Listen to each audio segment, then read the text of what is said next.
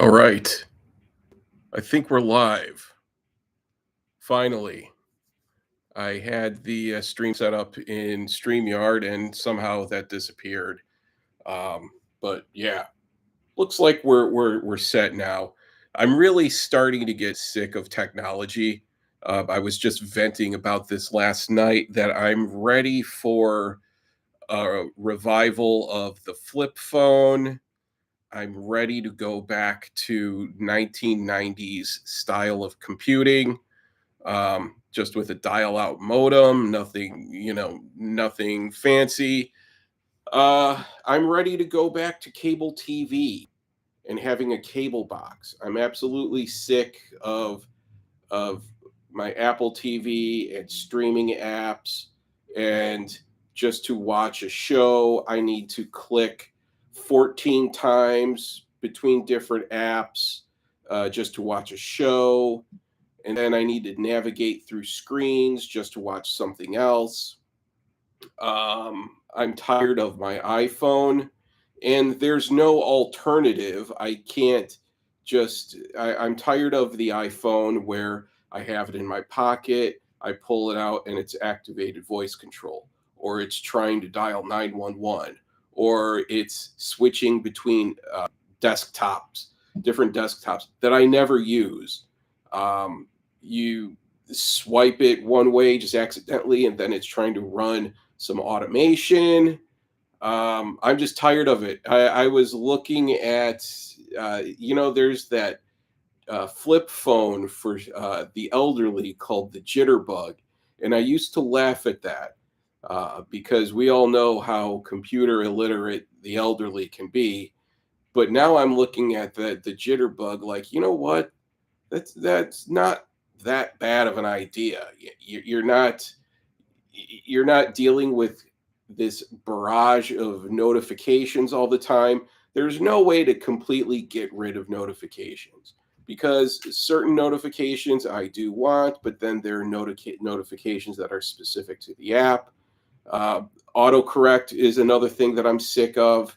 I find myself correcting autocorrect more than actually finding autocorrect to be something useful, especially at my job. If a lot of us, you type in a certain abbreviation, an acronym, something like that. What does autocorrect do? It changes it into a word that it shouldn't be. Autocorrect is one of the worst things possible. What else am I sick of? I'm tired of everything. I really am. Just I really I watch old movies or something where they still had the landline with the telephone with the long coiled cord, and the phone would ring and you'd get up off of the couch and you'd run over and pull the phone off the wall and you're like, hello, and then it would say, hey, is so and so there? And you're like, yeah, just 1 second. And then you hold you put your hand over it and you're like, mom, blah blah blah. And then you're like, can I call you back? Sure. And then you hang it up. um, I'm starting to miss those days because modern technology is driving me insane. uh, Anyways, had to get that off of my chest. um, I haven't done these Sunday streams in a while. I've been a little busy and sort of just not interested, but I thought, you know what? Summer is over. It's time to complain. I'm tired of summer. I've been waiting for summer to be over. Summer, out of the four seasons, summer is the season that I least look forward to. It's the season that I enjoy the least. Um, Here in Chicago, summer usually it's about 3 months of like real summer where you're in the high 80s, 90s with 80% humidity, smog, bugs, the smell of rotting garbage all over the place.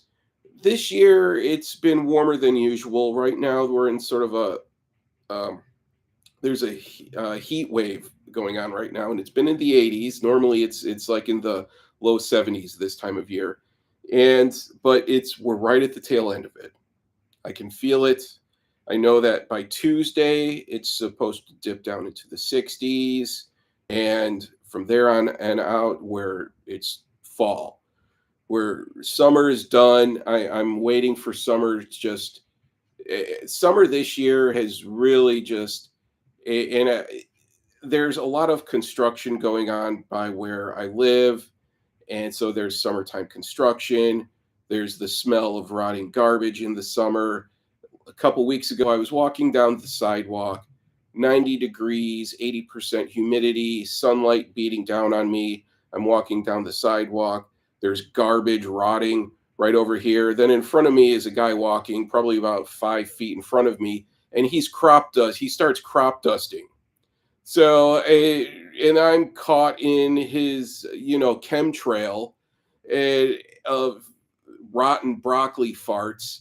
And I'm thinking to myself, summer humidity and heat just makes the rotten broccoli fart chemtrail just that much more potent and miserable when you're trapped inside of it. And I was thinking to myself, I hate summer. I'm ready for summer to be over. And we're we're, we're here. So, anyways, uh things that have been going on with me. I've been trying this new shampoo that claims to regrow hair. And, my hair started falling out when I was in my early 20s. And you know what? I have never had cool hair a day in my life. When I had a full head of hair, my hair was thick, curly, unmanageable. I couldn't do anything with it. I have never known the joy of flipping my hair or tossing it or like running my hands through it and look cool, kind of like a Johnny Depp type of thing with your hair, or like where it's hanging in your face and you're talking to your girl, and she just can't resist because your hair is just hanging in your face. And I've never known that feeling because of the type of hair that I have. It's genetic. It's one of the traits that I have inherited in my bloodline that disappoints me. One of quite a few traits that I'll elaborate on at another time. But yeah, my hair, I've never had a cool head of hair, and then it started falling out. So in my 20s, recently I kind of came across this ad for this shampoo that claims to regrow hair. And I thought, all right, I'm going to give this a shot. Let's try this out. I want to, they say there's no truth in advertising. Let me see. It claims to be backed by science. I've been using it now for about 2 months. And like when you have male pattern baldness, you recognize where your hairline used to be and where it's at nowadays. And I have noticed some hair growing back. I have hairs sprouting up out of nowhere, follicles that have been dormant for years. And the moment that I saw the first follicle sprouting a new hair, I was like, let's do this. Yeah. I'm kind of like Tom Brady running down, the tunnel at the Super Bowl, like, let's go. Uh, Fast forward, I'm kind of thinking to myself already, imagining myself with, that full head of hair again, just tossing it and just running my hands through it, looking cool. Um, the shampoo, it's called, what is it called? Spartan is the name of the shampoo. It's the problem with it is you need to be patient. You start using the shampoo, it doesn't just in a week or two and you have a full head of hair. It's one of those it's where you need to use it for like a year before you start really noticing some regrowth. And then after that, then you need to wait another year for it to fully fill in. So it's one of those things where it's like most people probably just don't really follow through on it. You get tired of spending all the extra money on shampoo. Um, But yeah, and that's the thing too about hair is why is it that my hair falls out of my head, but oh, does it grow back in my nose? Nose hair, it's untamed. Nose hair does its own thing. Why is it that the hair that falls out of my head and takes years to regrow, and I need to buy special shampoo just to hope that some of it will just grow back a little bit, but oh my nose, the hair growing back in my nose, I could pull a hair out of my nose, and by noon the next day it's grown back. Hair too out of your nose hair, something about it, it's like connected to your central nervous system somehow.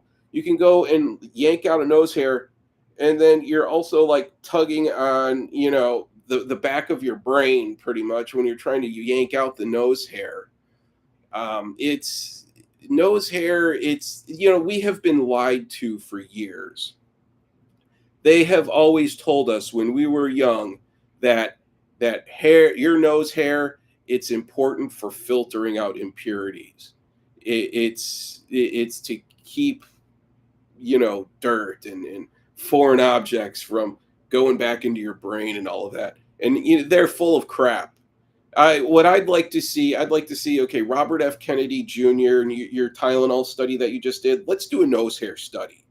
All right, because we have been lied to. Nose hair serves no purpose. If nose hair served a purpose, why is it in the springtime every year when pollen is all over the place, your allergies go crazy and you're like, oh, pollen, and you look outside in your car, it's covered in pollen, and you're like, oh, I can't breathe. Oh, and then you're congested and you're sneezing and all that. I thought nose hair was supposed to filter all of that out.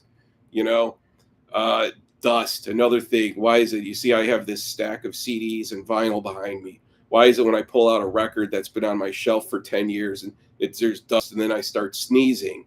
I thought nose hair was supposed to prevent that from happening. You know, I mean, I don't think that there's a study that was funded by a CPAC or anything like that. There's not like there aren't lobbyists, trying to like push some nose hair agenda, and it hasn't made its way through Congress or anything. But I think it's questionable science, and I think that the right thing to do would be to go back.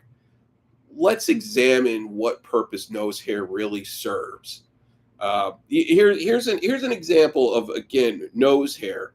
I was at Home Depot a couple weeks ago, and the cashier, she was cute, and I go up and I thought, just flirt, just a little flirty kind of chit chat going on. Nothing, didn't get her number, didn't ask for her number or anything. And she was looking at me, and she was, sort of doe-eyed at first, and but then she was like, oh yeah, like that. And then I go out to my car, I look at my rear view mirror, and I had three boogers all hanging off of no individual nose hairs, like ornaments hanging off of the branch of a Christmas tree in late July, just sort of hanging there. And one of them was just flowing within the wind too. Like when I would exhale, you would see the booger just, you know, go out and then come in. And I had no clue that I had these boogers hanging on nose hairs.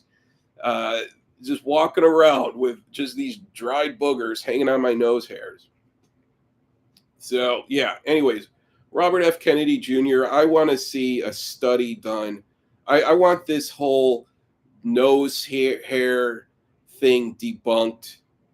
I think nose hair it's nose hair serves as much of a purpose as our tailbone serves a purpose. What is the purpose of our tailbone? We have a tailbone, right? Um, it's what's it called? It's called like the coccyx or something like that. I've heard of people fracturing their tailbone. That's the only time I've ever heard the tailbone ever being brought up in discussion is when someone falls downstairs and they fracture their tailbone or something happens to their tailbone because, whatever. I've never heard anyone boast about the benefit of having a tailbone. Oh, I'm glad that my tailbone, yeah, it's, I fell out of a tree and my tailbone sort of clinged onto the branch last minute, kept me from falling to the ground. Glad I had that tailbone. I have never ever heard of the tailbone ever having served a purpose or a reason for needing a tailbone. It's part of our anatomy that just through evolution doesn't really, I guess at one time it was necessary. I don't know, kind of like our little toe, our pinky toe, pinky fingers. What do those serve? What is the reason for needing either of those? What do? They don't help keep balance. Again, it's something you just end up stubbing it, or fracturing it on the corner of your nightstand. You end up jamming it when you're walking in flip flops and you get it caught, on a curb, walking up a curb, and your tail. There's never been a moment when anyone was like, "Oh yeah, I got to hit the gym and work my pinky toe. Yeah, tonight I'm doing my pinky toe workout. Yeah, got to get my pinky toe in shape for the upcoming match." But yeah, so anyways, we have a couple people in the chat here. We have M85, low 80s this week. Yeah, and it's going to be rainy Monday and Tuesday, but then after that, it's going to cool off, and I think from then it's smooth sailing. I think we're officially in fall. Malia's in the chat. Curly hair is also definitely annoying. It is. In my hair, when I had a full head of hair, I had curly hair, and I found pictures recently of me of from high school, and I looked like a young Dave Gahan from Depeche Mode. I really did. Think of Dave Gahan from the Music for the Masses era, Depeche Mode 101. I looked like a young Dave Gahan. Not bragging or anything. What do we have here? Logan's in the chat. Metal and Beer Snob. I'm here for the airing of grievances. Oh, and do we have grievances to air? Yeah. So nose hair. Yeah. Getting off of nose hair. Something that's been really bugging me, and it's one of those things too. It's about getting old. Nose hair, getting old. Another thing about getting old is eating food is not enjoyable like it used to be. Eating food becomes complicated. I can go to a restaurant, look at a menu, and look at every item on the menu and be like, okay, farts, diarrhea, farty diarrhea. I know exactly the outcome of everything that I eat, and that's part of eating while you're old.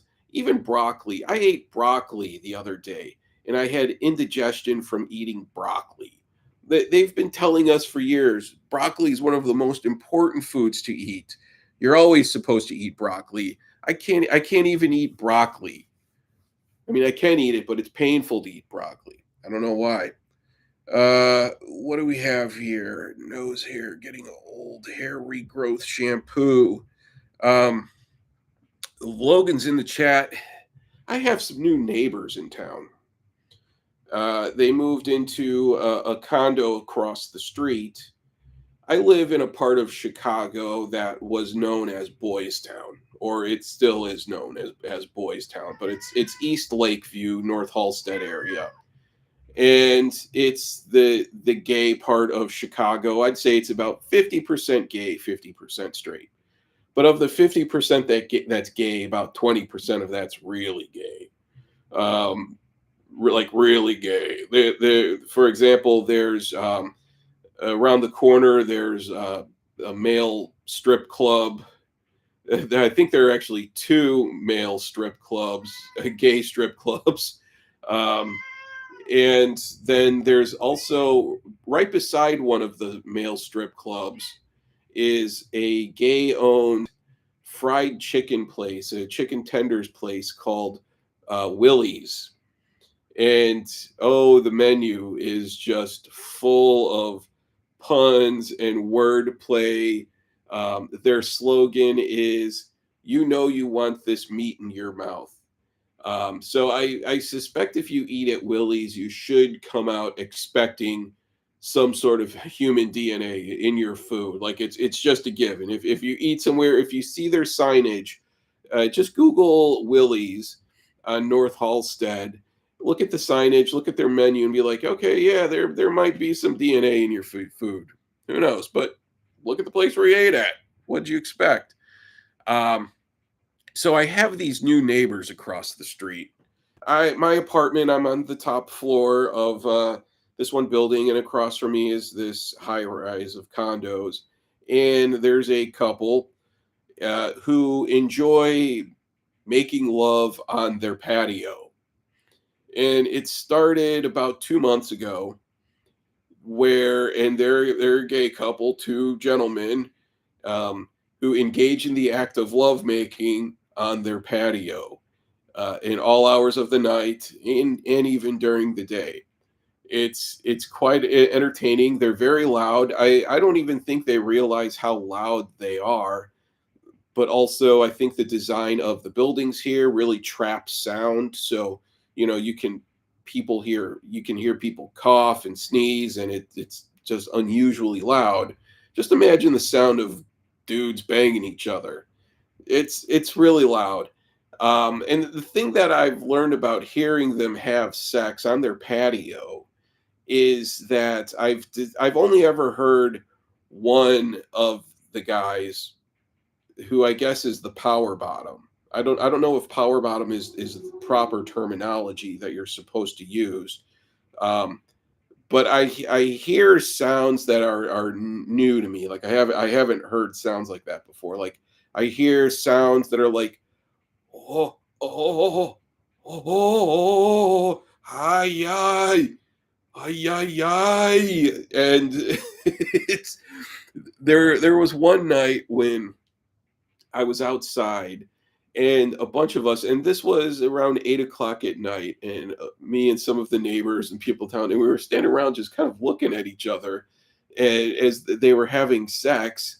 And one of the guys who was like, "Oh yeah, they're," and he mentioned some sort of drug that they were on, like where it's like, like they're high while they're having sex on their patio. Um, and I forget the name of the drug, but I was like, okay, that makes sense. So that also explains why they can go for 45 minutes at a time. Yeah, 45 minutes. I mean, yeah, I thought maybe 5 minutes. What was I don't know what the norm is for gay guys having sex with each other. Like what the expectation is. Like is 45 minutes the norm? Is I don't really know. But I mean, to me, it seems like after a while, be like, okay, I got to take a break from this. Like it's in my back, it's my knees are shot from an old, football injury. I can't go for 45 minutes at a time. But yeah, so it's been 2 months now, and they still all hours of the day, 3 4 times a day too. I mean, they're not just banging; they're getting a workout in. So yeah, it's Logan in the chat here. Where Logan was here. I think it's just the one dude making it work. Yeah, I don't know. I Logan crashed at my place, and I think he heard them twice going at it 3 times. They were going at it. It's really now this is interesting though. When I before I lived in Chicago, I lived in North Carolina, and I had an apartment, and it was an old, shitty old building. The type of place where you could just always hear the person up above you. You could hear them walk around, and they drop something, and you hear it. And this girl who lived up above me, there was a guy who would come over during the day and they would have sex 3 or 4 times a day. And during COVID, when people were working from home, uh, my office was right below her bedroom. And this guy would come over in his work van and they would have sex 2, 3, 4 times a day while I'm trying to work. And here I am, I'm on conference calls. I'm trying to get work done. They're upstairs having sex. Uh, but it was usually he would go for probably about, I'd say 10 minutes, maybe 10, 15 minutes at the most. Um, so, it was annoying hearing the bed squeak and everything, but these guys across the street got them beat, definitely. 45 minutes at a time, 3, 4 times a day. I mean, that is they must be pounding like protein shakes or, something in between. I mean, that's not sex. That's like a session, like each time, like it's like a whole workout. Yeah, Malia, cardio, exactly. Um, yeah, 10 minutes. Yeah, 10 minutes. It depends how much foreplay is involved too. 10 minutes of intercourse yeah. I'd say that's a good length of time. Definitely 10 minutes is good without the foreplay. Um, but yeah, it's the couple up who were up above me. That was another one too where I could tell that they were into some sort of weird like Kama Sutra type of sex where they would be in the bedroom having sex, but then for some odd reason they would go out into the living room and have sex on the floor. Um, doing weird things like that. They didn't go out on the patio. Um, unlike these guys over here. Now, the thing that I wonder too is like, okay, if they're having sex 3, 4 times a day on the patio, are they also having sex inside the condo too? Like, is it just 3, 4 times a day on the patio, and then what? Three more times inside in the living room? I don't understand. And the thing about them having sex on the patio is that nobody knows where they're at exactly because of I think that they're on the first level, but where the balcony is hidden behind a brick wall, because I think they're on the first floor of the condominiums.